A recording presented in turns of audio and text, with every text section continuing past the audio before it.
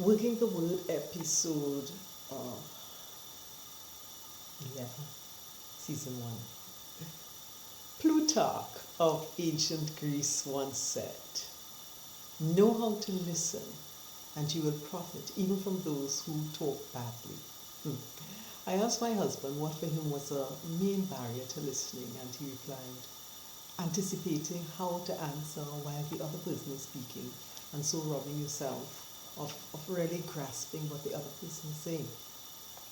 Hi, I'm Dr. Madonna, and this is my podcast series, Working the Word.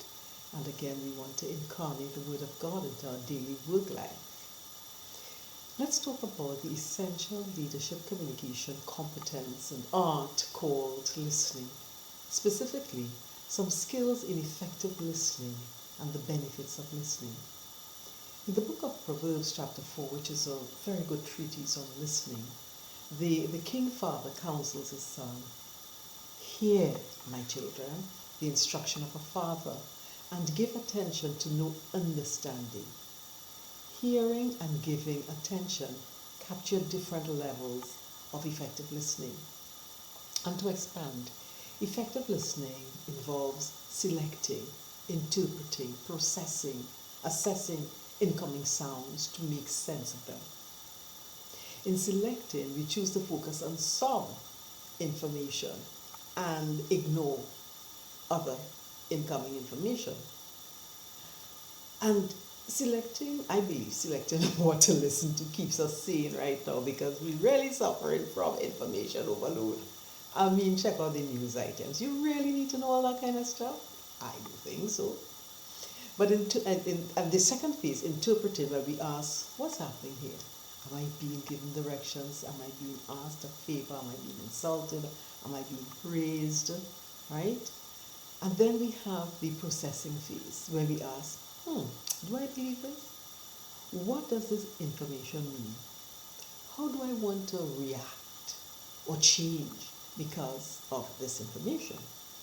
And the final component or phase of effective listening is assessing, in which it involves putting the new information into your old frameworks, like checking to see how the incoming messages compare to what you already know. What you already know about people, about ideas, about events. Now, what is really unfortunate is that some of the barriers to effective listening are the ancient demons we're still struggling with, classism, racism, ageism, them kind of thing. We select to listen to the affluent and those with less melanin because after all, they might call your boss. We don't select to listen to the complaints of Mr. Greenbergs because we perceive he's too illiterate. And we might ignore Miss Old Lady because she too slow and she not tech savvy. If you check the book of Proverbs chapter 4, I had referred to it earlier on, the King Father invites his son to engage in the many layered process of listening. He says to hear, to incline your ears, to give attention, to receive my sayings, and retain my words in your heart. So I am borrowing from the elderly folks in summarizing those things. They say, don't let stick break in your ears.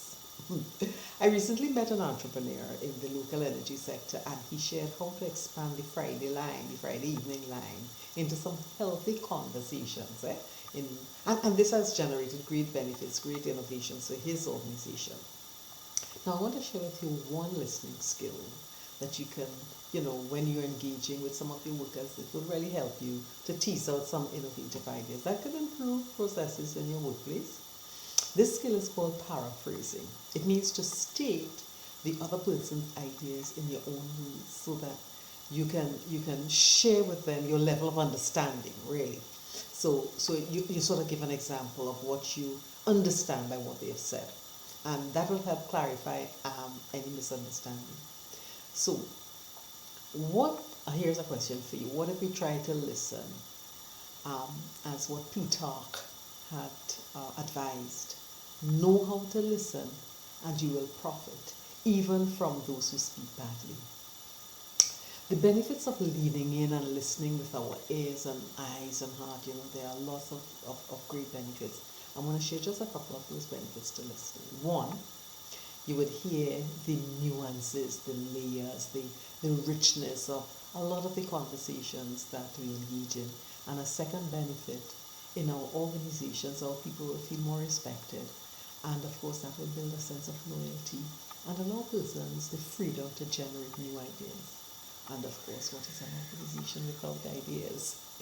So here's an offer. We have a beautiful book called Conversation Capsules at Work, and as well as our emotional intelligence coaching sessions can really help you on your listening journey. Contact us at madonnadoyle.com or our email address admin@madonnadoyle.com. Remember, we spread joy.